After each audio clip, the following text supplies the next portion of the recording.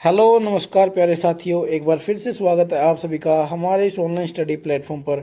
हम पढ़ रहे हैं इलेक्ट्रिकल मेजरमेंट के बारे में, यानी कि विद्युत मापक यंत्र। विद्युत मापक यंत्र की आज हमारी तीसरी क्लास रहने वाली है। इससे पहले हमने अपनी 2 क्लासेस कंप्लीट कर लिया है। अगर आपने अभी तक वो पहले वाली 2 क्लासेस नहीं देखी हैं तो आपको जो है तीसरी क्लास समझ नहीं आएगी। और आप ये कर सकते हो कि पहली क्लास देखने के बाद आप डायरेक्ट तीसरी क्लास देख सकते हो, क्योंकि पहली क्लास देखना आपके लिए बहुत ज़्यादा इम्पोर्टेंट है। क्योंकि जो पॉइंट्स होते हैं मेन जो मीटर के, वो हमने पहली क्लास में अच्छे तरीके से पढ़े हैं। कौन कौन से पॉइंट, जैसे primary instrument, secondary instrument, territory instrument, इनके अंदर कौन कौन से जो मीटर आते हैं। इन जो टॉर्क होता है, जैसे deflecting torque, controlling torque. Controlling torque में जैसे gravity control, spring control, damping torque. Damping में जैसे कि eddy current, air friction, fluid friction. उन सभी के बारे में हमने पहली क्लास में अच्छे तरीके से डिफाइन किया है। वैसे दूसरी क्लास भी इंपॉर्टेंट है, लेकिन अगर आप चाहो तो पहले के देखने के बाद आप तीसरी क्लास देख सकते हो, फिर आप दूसरी क्लास देख सकते हो। क्योंकि दूसरी और तीसरी क्लास में हम मीटर पढ़ने वाले हैं। दूसरी में हमने मीटर पढ़ा, तीसरे में भी, आज की क्लास में भी हम मीटरों के बारे में पढ़ेंगे। ये जरूरी नहीं है जो एक सीक्वेंस में पढ़ना, मीटर को आप आगे पीछे ही पढ़ सकते हो, लेकिन पढ़ने जरूरी है, पढ़ने बहुत ज़रूरी है। लेकिन जो सबसे इम्पोर्टेंट क्लास है वो पहले वाली क्लास है। और उस क्लास में मैंने आपको बताया भी है, उस क्लास से ही 3 सवाल आए हुए थे। जो हमने पहली क्लास करी है ना, उसी क्लास से 3 सवाल आए हुए हैं इसमें, हरियाणा एएलएमएस से 2024 वाले एग्जाम में 3 सवाल। और इस पूरे चैप्टर से 8 सवाल, पूरे चैप्टर से 8 सवाल पूछे गए हैं। इसलिए आप इस आंकड़े से समझ सकते हो कि ये चैप्टर हमारे लिए कितना इम्पोर्टेंट है। इसलिए इस चैप्टर की हर एक क्लास आपके लिए बहुत ही ज़्यादा इम्पोर्टेंट रहने वाली है। आज सबसे पहले पढ़ेंगे वाट मीटर के बारे में। किसके बारे में? वाट मीटर के बारे में। देखिए वाट मीटर, इसके नाम से हमें पता चल रहा है कि ये किस चीज़ को माप सकता है। वाट किसकी इकाई होती है? वाट होती है पावर की इकाई। पावर की इकाई, पावर को कहते हैं शक्ति। यानी कि जो वाट मीटर है, यह शक्ति को मापने के लिए प्रयोग किया जाता है। और ये एसी और डीसी दोनों के मानों को माप सकता है। एसी और डीसी, और दोनों के जो है आरएमएस मान को मापता है ये। किसको? एसी और डीसी के आरएमएस मान पर आरएमएस मान को मापता है। और इस जो ये मीटर है ना, इस मीटर के अंदर हिस्टैरिसीस लॉस और eddy current loss, eddy current loss बहुत ही कम होते हैं, या फिर नगण्य कह सकते हैं हम। क्या कह सकते हैं? नगण्य। बहुत ही कम क्या होते हैं इसमें? हिस्टैरिसीस लॉस और एडी करंट लॉस बहुत ही कम होते हैं। और जो वाट मीटर है ना, वाट मीटर को 2 भागों में बांटा गया है। एक होता है इंडक्शन टाइप वाट मीटर, एक होता है डायनेमो टाइप वाट मीटर। देखिए सबसे पहले समझते हैं इंडक्शन टाइप वाट मीटर को। इसमें क्या होता है? 2 कोयल होती है इसके अंदर। एक होती है करंट कोयल और एक होती है प्रेशर कोयल। जो ये आपको दिख रही है ये कोयल, जो इस कोर पर की गई है, ये यहाँ पर ये होती है करंट कोयल। करंट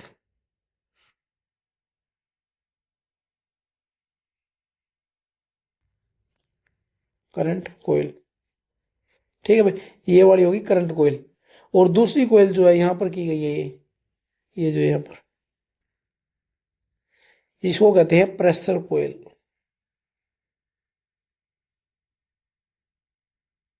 क्या कहते हैं? प्रेशर कोयल, या फिर हिंदी में इसे कहते हैं दाब कुंडली। ठीक है भाई, 2 कोयल होगी, एक प्रेशर कोयल और एक करंट कोयल। अब जो करंट कोयल होती है ना, ये तो सप्लाई के साथ सीरीज में लगाई जाती है। ये देखिए यहाँ से सप्लाई दी, और इस सप्लाई के जो है ये सीरीज में कनेक्ट कर दी जाती है यहाँ पर। और जो प्रेशर कोयल होती है ना, प्रेशर कोयल सीरीज के पैरेलल में कनेक्ट की जाती है भाई। देखिए इससे आगे ये सर्किट चला गया, और यहाँ से ये एक कोयल जुड़ गई यहाँ से सप्लाई के साथ। क्या समझे यहाँ से? कि जो करंट कोयल है वो सप्लाई के सीरीज से कनेक्ट की जाती है, और जो प्रेशर कोयल या फिर दाब कुंडली होती है वो सप्लाई के पैरेलल में कनेक्ट की जाती है। और जो इंडक्शन टाइप वाट मीटर होता है ना, ये केवल एसी करंट को माप सकता है। किसको करंट कह रहा हूँ? एसी पावर को। ये केवल एसी पावर को माप सकता है, ना कि डीसी पावर को।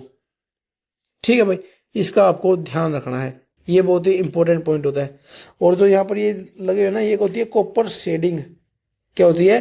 कॉपर शेडिंग, जो कि फेस सीक्वेंस को खराब नहीं होने देता, फेस सीक्वेंस को बनाए रखता है। ठीक है। और ये होती है एक डिस्क, एल्यूमिनियम धातु की ये बनी होती है, एल्यूमिनियम की डिस्क, एल्यूमिनियम डिस्क इसे हम कहते हैं। ठीक है भाई, इतना आपको समझ आ गया होगा।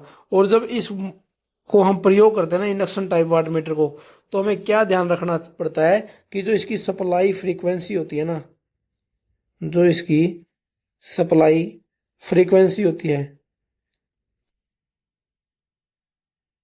और जो वोल्टेज होती है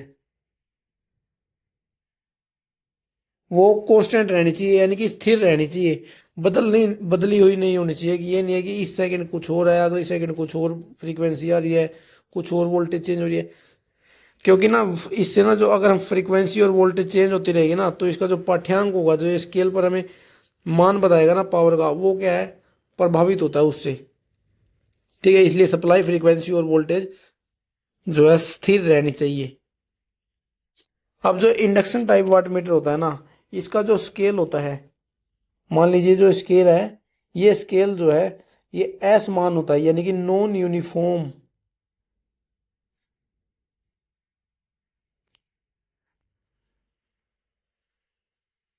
नॉन यूनिफॉर्म स्केल होता है भाई इसका, इंडक्शन टाइप वाट मीटर का। ठीक है। और इस मीटर में जो डैम्पिंग होती है, डैम्पिंग, एडी करंट डैम्पिंग का प्रयोग इसमें किया जाता है। किसका? Eddy current.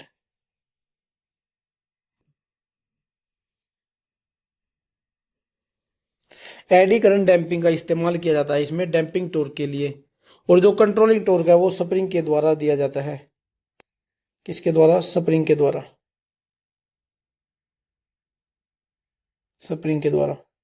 स्केल कैसा होता है? Non uniform.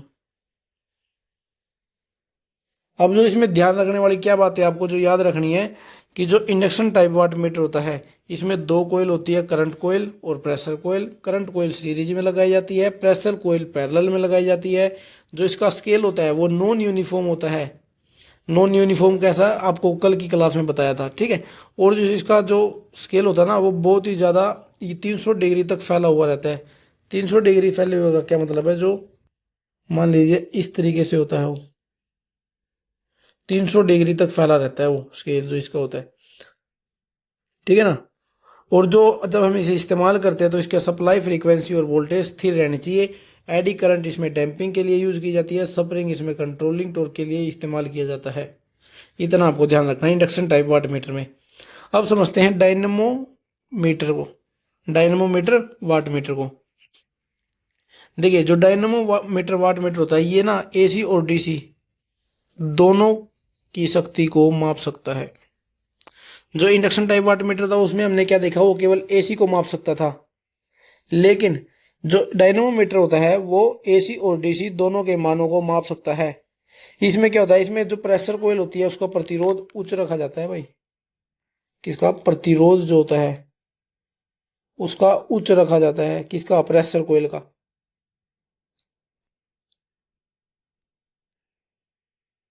प्रेशर कोयल का जो प्रतिरोध है वो उच्च रखा जाता है। इसका ना, इस मीटर की जो सुग्राहिता ना, जो पीएमएमसी मीटर होता है, पीएमएमसी हो गया, पीएमएमआई हो गया, उन मीटरों से इसकी सुग्राहिता कम होती है डायनेमोमीटर की। उनकी ज़्यादा सुग्राहिता होती है पीएमएमसी पीएमएमआई की, लेकिन डायनेमोमीटर की क्या है, कम होती है सुग्राहिता। और ये भी क्या है, विद्युत चुंबकीय प्रभाव के सिद्धांत पर ही कार्य करता है। और जो कंट्रोलिंग टॉर्क है वो स्प्रिंग के द्वारा इसके अंदर दिया जाता है। और जो डैम्पिंग है वो ध्यान रखना आपको, इसमें एयर डैम्पिंग का इस्तेमाल किया जाता है।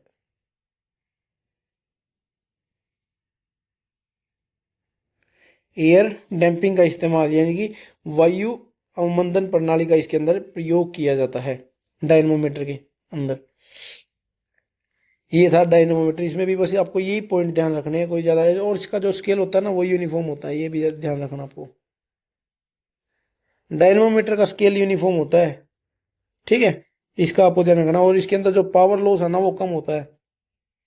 शक्ति का जो व्यय है वो इसके अंदर कम होता है, किसकी तुलना में, इंडक्शन टाइपोमीटर की तुलना में।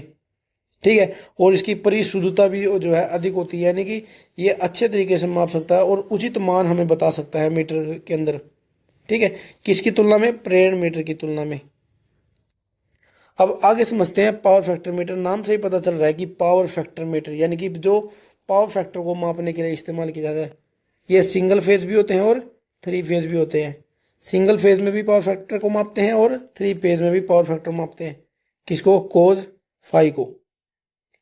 ठीक है भाई, इसके अंदर तीन कोयलों का इस्तेमाल किया जाता है। तीन कोयल का, एक स्थिर होती है, एक स्थिर होती है जो लोड के श्रेणी क्रम में जोड़ी जाती है, लोड के सीरीज में। और जो दो होती हैं वो एक दूसरे के पैरेलल में, एक दूसरे के यानी कि समकोण लगाई जाती हैं, यानी कि पैरेलल में कनेक्ट करी जाती है। और जो पावर फैक्टर मीटर होता है ना भाई, इसमें कोई भी कंट्रोलिंग टॉर्क के लिए ना तो स्प्रिंग का प्रयोग किया जाता है ना ग्रेविटी का इस्तेमाल किया जाता है। यानी कि जो पावर फैक्टर में है इसमें कंट्रोलिंग टॉर्क का इस्तेमाल ही नहीं होता। इसमें जो है जो मान होता है ना वो प्रॉपर मान ही दर्शा दिया जाता है, कंट्रोलिंग करने की जरूरत ही नहीं होती इसको। जो डिफ्लेक्टिंग टॉर्क होता है उसके बाद उस टॉर्क को वो कंट्रोल करने की आवश्यकता नहीं होती है, इसलिए इसके अंदर कंट्रोलिंग टॉर्क का इस्तेमाल नहीं होता है। ये बहुत ही इंपॉर्टेंट पॉइंट है भाई, बहुत ही ज़्यादा इंपॉर्टेंट पॉइंट है कि जो पावर फैक्टर मीटर होता है क्या उसके अंदर कंट्रोलिंग टॉर्क का इस्तेमाल किया जाता है, नहीं। उसके अंदर ना स्प्रिंग का प्रयोग किया जाएगा, ना ही उसका स्प्रिंग का और ना ही ग्रेविटी कंट्रोल का इस्तेमाल किया जाएगा। ठीक है ना। पावर फैक्टर जो है प्रेशर कॉइल के अनुसार ही अपने संकेत एक सही नोट बता देता है, हमें सही मान दर्शा देता है। ठीक है, और ये जो है ये भी ये डायनेमोमीटर के सिद्धांत पर कार्य करता है। किसके, डायनेमोमीटर के सिद्धांत पर कार्य करता है। और जो सिंगल फेज होता है और थ्री फेज दोनों तरह के मान को बता सकता है। और जो three phase power factor metre होता है वो संतुलित और असंतुलित दोनों प्रकार के लोड पर कार्य करता है भाई। कौन सा, थ्री फेज। थ्री फेज जो पावर फैक्टर मीटर होता है वो संतुलित और असंतुलित दोनों प्रकार के लोड पर अच्छे तरीके से कार्य करता है। अब आगे चलते हैं मेगर। मेगर क्या होता है, मेगर देखो भाई, ओम मीटर, ओम मीटर और हाथ से चलने वाला जनरेटर, हाथ से चलने वाला यानी कि हैंडली ऑपरेटेड डीसी जनरेटर का संयोजन होता है। यानी कि जो मेगर होता है ना भाई वो ओम मीटर और हाथ से चलने वाले डीसी जनरेटर का संयोजित एक रूप होता है, एक उपकरण होता है जो क्या है, हाई इंसुलेशन को मापने के लिए प्रयोग किया जाता है। हाई इंसुलेशन, हाई इंसुलेशन का क्या मतलब है यहाँ पर, जैसे ट्रांसफार्मर की दो वाइंडिंग होती है, प्राइमरी और सेकेंडरी, और दोनों एक दूसरे से विद्युतीय रूप से अलग अलग रहती है। यानी कि उनके बीच में बहुत ज़्यादा अनंत के आसपास या फिर गीगा ओम में उनके बीच का रेजिस्टेंस होना चाहिए। अब उस रेजिस्टेंस को किससे चेक करते हैं, मेगर से चेक किया जाता है। जब भी बिजली बोर्ड में कोई फॉल्ट होता है, कोई ट्रांसफार्मर में फॉल्ट होता है ना, सबसे पहले उसकी वाइंडिंग को चेक किया जाता है कि कहीं उसकी वाइंडिंग तो शॉर्ट नहीं हो गई है। और वो किसकी हेल्प से चेक करते हैं, वो करते हैं मेगर की हेल्प से। अब तो जो है इलेक्ट्रॉनिक मेगर का इस्तेमाल ज़्यादा होता है। हाथ से चलने वाला जो मैनुअल ऑपरेटर जो मेगर होता है उसका इस्तेमाल बहुत ही कम होता है। अब तो इलेक्ट्रॉनिक यानी कि डिजिटल मेगर आ चुके हैं, उनका इस्तेमाल ज़्यादा होता है। ठीक है, और जो पहले जो मेगर होता है ना, मेगर की गति कितनी रखी जाती थी, 140 से 160 आरपीएम, आरपीएम कितनी, 140 से 160 आरपीएम इसकी गति रखी जाती है। और हाई इंसुलेशन को मापने के लिए इसको प्रयोग किया जाता है।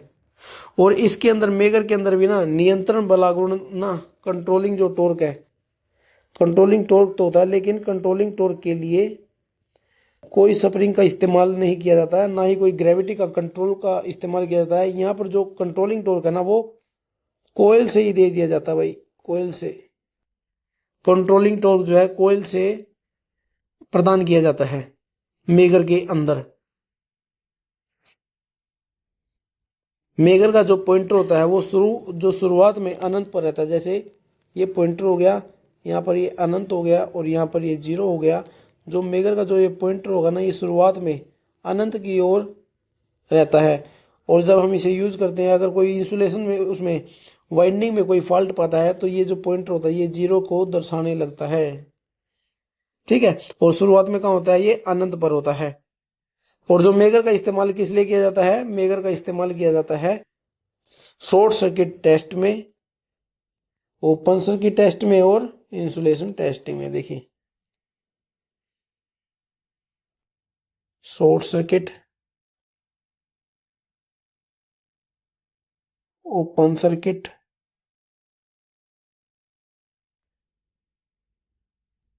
और इंसुलेशन टेस्टिंग।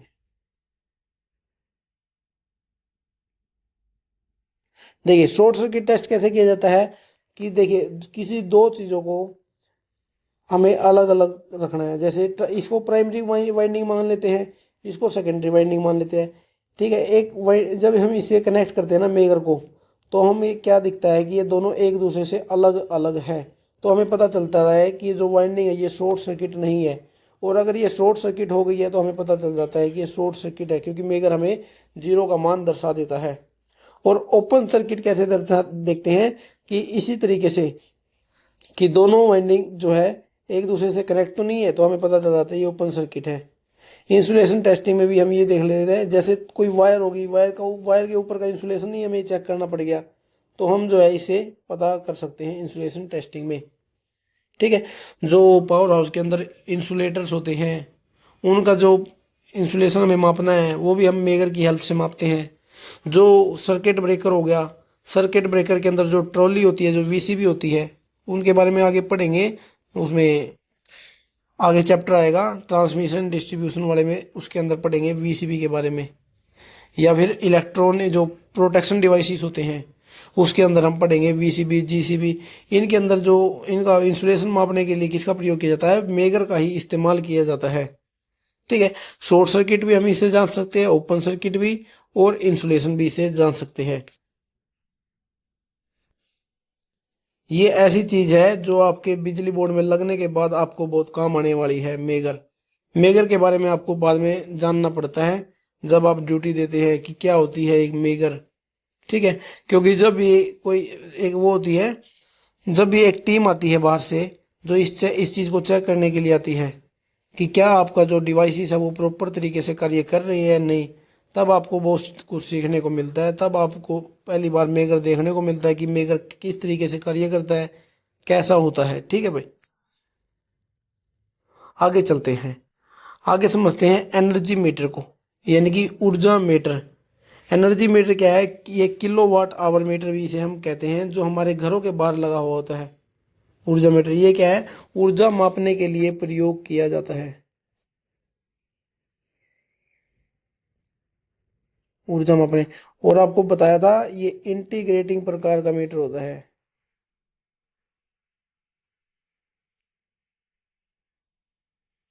किस प्रकार का, इंटीग्रेटिंग प्रकार का मीटर होता है। एग्जाम में आया था सवाल ये, अभी 2024 वाले हरियाणा एलएमएस में जो एनर्जी मीटर होता है वो किस प्रकार का मीटर होता है, वो इंटीग्रेटिंग प्रकार का मीटर होता है। एनर्जी की इकाई क्या होती है, जूल या फिर किलोवाट आवर हम कहते हैं। जूल कह दो या फिर किलोवाट आवर हम इसे कह सकते हैं। ठीक है भाई, एनर्जी मीटर ये भी क्या है, चुंबकीय प्रेरण के सिद्धांत पर कार्य करता है। जो स्प्रिंग होता है इसके अंदर, वो किसको, कंट्रोलिंग टोर का कार्य करता है। कंट्रोलिंग टोर के लिए किसका इस्तेमाल किया जाता है, स्प्रिंग का, स्प्रिंग का इस्तेमाल इसमें किया जाता है। और अवमंदन प्रणाली के लिए एडी करंट का,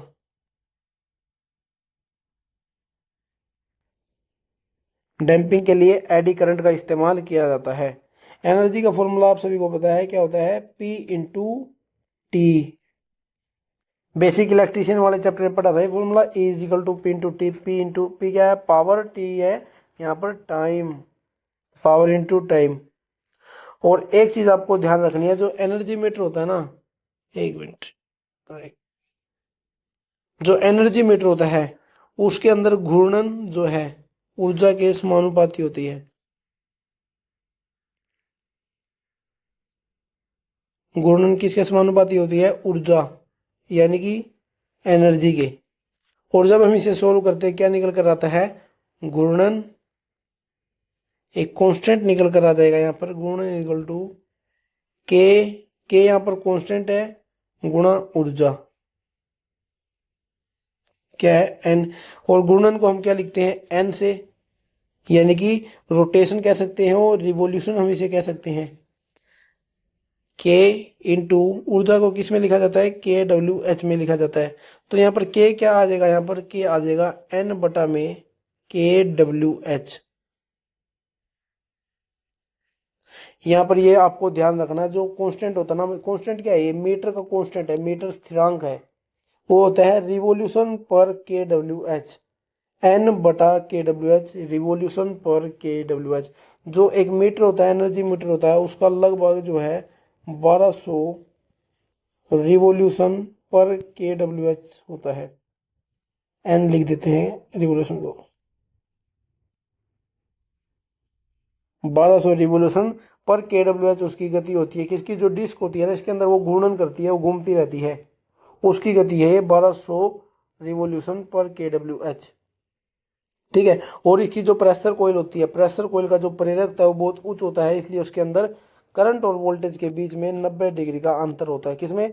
जो इसकी प्रेशर कॉइल होती है वो हाईली इंडक्टिव होती है, इसलिए उसके अंदर करंट और वोल्टेज के बीच में 90 डिग्री का अंतर होता है। ठीक है। और इसमें ना दो मीटर हम कह सकते हैं। जो एनर्जी मीटर है, एक जो डीसी को मापता है, जो डीसी ऊर्जा को मापता है ना, उसको हम कहते हैं एम्पेयर आवर मीटर भाई, एम्पेयर आवर मीटर। और जो एसी करंट को मापता है उसे हम कहते हैं watt hour meter, watt hour metre.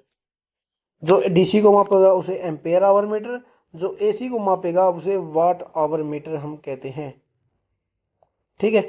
और जो इंडक्शन प्रकार के ऊर्जा मीटर होते हैं वो केवल एसी को ऊर्जा मापने के लिए इस्तेमाल किया जाता है। ठीक है। जो केवल एसी की ऊर्जा को माप सकते हैं, जो इंडक्शन टाइप के होते हैं। और इसमें ना एक मैग्नेट होती है, देखिए आपको चित्र बना कर देखते हैं। इसके अंदर ये एक स्पिंडल होगी, इसके ऊपर ना एक डिस्क लगाई जाती है।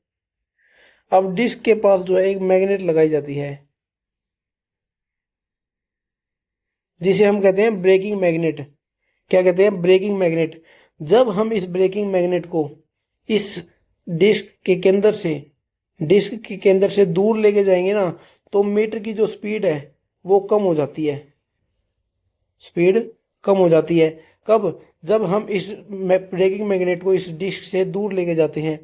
और जैसे जैसे हम इस ब्रेकिंग मैग्नेट को इस डिस्क के केंद्र के पास लेकर आते हैं ना, तो इसकी स्पीड ज़्यादा हो जाती है। स्पीड क्या हो जाती है? ज़्यादा हो जाती है। इसलिए इसकी जो सेटिंग है वो अच्छे तरीके से करनी पड़ती है। जब ये मीटर बनाए जाते हैं, जहाँ पर इनकी कंस्ट्रक्शन की जाती है, वहीं पर जो है इसको सेट कर दिया जाता है, उचित जगह पर व्यवस्थित कर दिया जाता है इसे। ठीक है। जब ये ब्रेकिंग मैग्नेट दूर जाएगी तो क्या है? स्पीड कम हो जाएगी डिस्क की। और जब इसे पास लेके आया जाता है डिस्क के, तो स्पीड ज़्यादा हो जाती है। अब जो एनर्जी मीटर होते हैं ना, इसके अंदर कुछ फॉल्ट होते हैं, कुछ एरर होते हैं, कुछ त्रुटियां होती है इसके अंदर। सबसे पहले है रिंगन त्रुटि, क्रीपिंग एरर। क्रीपिंग एरर का क्या मतलब है? जब मीटर है ना नो लोड पर होता है, जब मीटर नो लोड पर होता है ना, तब भी मीटर में कुछ ना कुछ रीडिंग आती रहती है, यानी कि धीमी गति से वो चलता रहता है। इसी को हम क्रीपिंग एरर कहते हैं, रिंगन त्रुटि कहते हैं। कब? जब नो लोड की कंडीशन में भी मीटर चलता रहे, तो उसी एरर को हम क्रीपिंग एरर कहते हैं।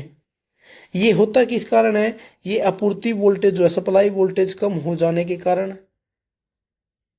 सप्लाई वोल्टेज जो होती है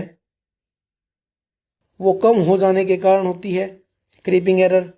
या फिर जो कंपन होते हैं, कंपन के कारण भी जो है ये क्रीपिंग एरर होता है। ठीक है। क्योंकि जो ऊर्जा मीटर होता है ना, ऊर्जा मीटर जब नो लोड पर होता है तब उसकी ना जो वोल्टेज कोयल होती है ना, जो उसकी वोल्टेज कोयल होती है, केवल वही ऊर्जित रहती है, उत्तेजित रहती है। कब? जब नो लोड होता है। नो वोल्ट लोड की कंडीशन में केवल जो इसकी विभव कुंडली होती है वही उत्तेजित रहती है। वो तो इसको रेंगन त्रुटि जो है, क्रीपिंग एरर है, इसको दूर कैसे किया जा सकता है? देखिए, एक स्पिंडल होता है, इस स्पिंडल पर एक डिस्क लगाई गई है। इस डिस्क पे ना हम 180 डिग्री के अंतर पर दो छिद्र कर देते हैं, दो छेद कर देते हैं। तो क्या है, क्रीपिंग एरर इससे दूर हो जाता है। ये दोनों जो छेद हैं वो 180 डिग्री के अंतर पर होते हैं। और कहाँ पर किए जाते हैं? इस एल्यूमिनियम की डिस्क पर किए जाते हैं। तो इससे क्रीपिंग एरर हम दूर कर सकते हैं। एक होता है फ्रिक्शन एरर, या फिर हम इसे कहते हैं घर्षण त्रुटि।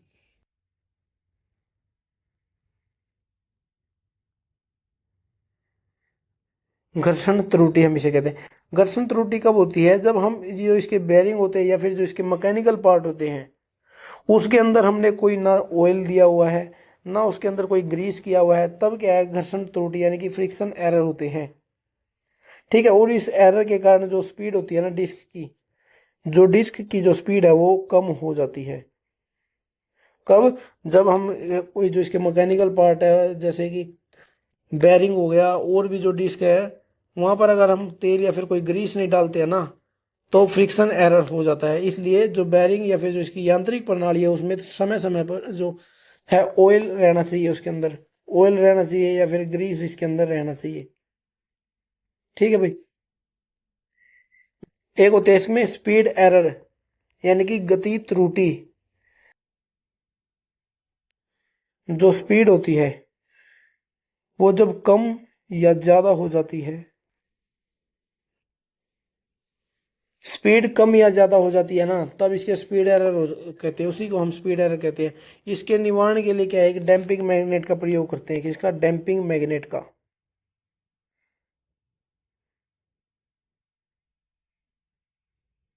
क्या होता है स्पीड एरर? मीटर का कम या तेज गति से चलना ही इसका स्पीड एरर या फिर गति त्रुटि होती है। इसको दूर करने के लिए हम डैम्पिंग मैग्नेट का इस्तेमाल करते हैं।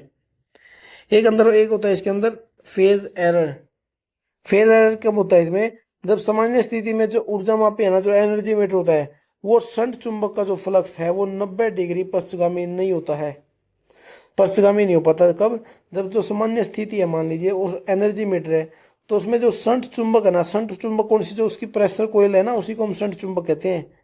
क्योंकि शंट शंट का क्या मतलब है? पैरेलल ही होता है। और जब वो मैग्नेट बन गई, कौन सी, विद्युत चुंबक बन जाती है, वो जो प्रेशर कोयल होती है वो विद्युत चुंबक बन जाती है, शंट विद्युत चुंबक। तो उसका जो फ्लक्स होता है ना, वो सप्लाई से वो 90 डिग्री पश्चगामी नहीं होता ना, तो इसी को हम फेज एरर कहते हैं। इसको दूर करने के लिए क्या है, शेडिंग रिंग का इस्तेमाल किया जाता है। शेडिंग रिंग का। और ये जो शेडिंग रिंग है ये कॉपर की बनी होती है। शेडिंग रिंग का इस्तेमाल किया जाता है और ये कॉपर धातु की बनी होती है। एक होता है इसके अंदर ताप त्रुटि, यानी कि टेम्परेचर एरर। ये कब होता है? जब तापमान में जब तापमान जो है ज़्यादा बढ़ जाता है तब टेम्परेचर एरर होता है।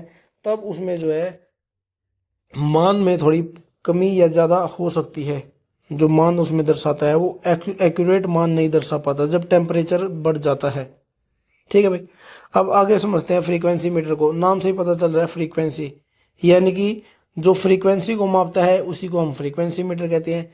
और इसमें क्या है, जैसे 3 लाइनें होती है ना 3 फेज की, तो इस मीटर के जो 2 सिरे होते हैं उसको किसी 2 सिरों के अंदर कनेक्ट कर दिया जाता है और यहाँ पर लगा दिया फ्रीक्वेंसी मीटर।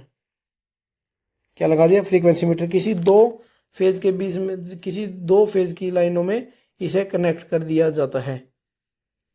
ठीक है, ये होता है फ्रीक्वेंसी मीटर। और एक होता है इलेक्ट्रोस्टैटिक मीटर। इलेक्ट्रोस्टैटिक मीटर, इसे हम, ये ना एक प्रकार का एयर कैपेसिटर होता है, एयर कैपेसिटर, जो कि एसी और डीसी दोनों पर कार्य करता है। एसी और डीसी दोनों पर कार्य करता है। इसके अंदर भी 2 प्लेटें होती हैं, एक पॉजिटिव प्लेट होती है, एक नेगेटिव प्लेट होती है। ठीक है। ये स्थिर प्लेट होती है पॉजिटिव वाली, और नेगेटिव वाली जो है गतिशील प्लेट होती है। और ये किसके लिए इस्तेमाल किया जाता है? वोल्टेज मापने के लिए, हाई वोल्टेज मापने के लिए। लो वोल्टेज मापने के लिए इसका इस्तेमाल नहीं किया जाता, क्योंकि इसके अंदर जो डिफ्लेक्टिंग टॉर्क है वो मान बहुत कम रहता है लो वोल्टेज के टाइम पे, और हाई वोल्टेज के टाइम पर इसका डिफ्लेक्टिंग टॉर्क ज़्यादा रहता है, अधिक रहता है। इसलिए इसका प्रयोग केवल हाई वोल्टेज को मापने के लिए किया जाता है। ठीक है। और प्लेटों के बीच में अगर स्पार्किंग को रोकने के लिए हमें क्या करते हैं?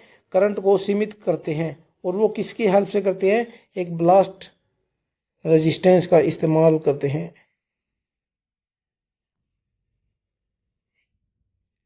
ब्लास्ट रेजिस्टेंस यानी कि ब्लास्ट प्रतिरोध का इस्तेमाल करते हैं। क्यों? ताकि दोनों प्लेटों के बीच में करंट को सीमित किया जा सके, जिससे उनके बीच में स्पार्किंग ना हो। ठीक है। अब इसके अंदर जो एनर्जी स्टोर होती है ना, एनर्जी स्टोर जो होती है उसका फॉर्मूला आप सभी को पता है, 1/2 CV² होता है। कैपेसिटर वाले चैप्टर में पढ़ के आए थे, 1/2 CV²। जो इसका जो पैमाना होता है ना इलेक्ट्रोस्टैटिक मीटर का, जो स्केल होता है वो नॉन यूनिफॉर्म होता है, नॉन यूनिफॉर्म। क्योंकि यहाँ पर जो थीटा का मान है ना वो वोल्टेज के स्क्वायर के बराबर रहता है। थीटा का मान किसके बराबर रहता है? वोल्टेज के स्क्वायर के बराबर रहता है। इसलिए जो है इसका स्केल नॉन यूनिफॉर्म होता है, और ये AC और DC दोनों के RMS मान को मापता है। AC और DC दोनों के RMS मान को मापता है। ये बहुत इंपॉर्टेंट पॉइंट है कि ये कौन से मान को मापता है? RMS मान को मापता है। शायद एग्जाम में आया हुआ सवाल है सेंटर के कि जो इलेक्ट्रोस्टैटिक मीटर है वो कौन से मान को मापता है? RMS मान को मापता है। और इसके अंदर ना हिस्टैरिसीस लॉस और एडी करंट लॉस नहीं होता है। हिस्टैरिसीस लॉस और एडी करंट लॉस इसके अंदर होता नहीं है। ठीक है। और डिफ्लेक्टिंग टॉर्क के लिए इसके अंदर किसका इस्तेमाल किया जाता है? फ्लूइड फ्रिक्शन का।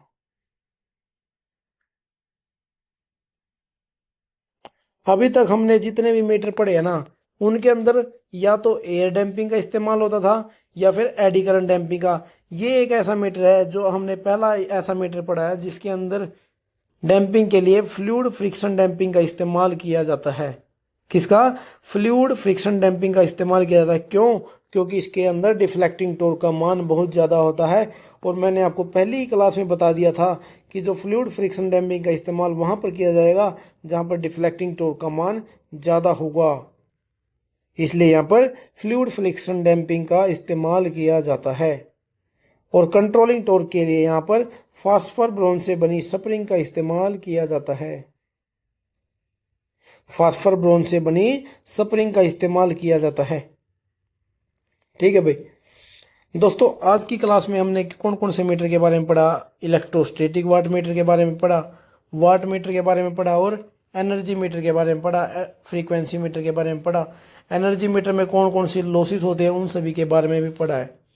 ठीक है दोस्तों, आज की क्लास में इतना ही पढ़ते हैं। जो बाकी का बचा हुआ पार्ट है वो हम कल की क्लास में कर लेंगे। ठीक है भाई, आज की क्लास में इतना ही करते हैं। मिलते हैं नेक्स्ट क्लास में।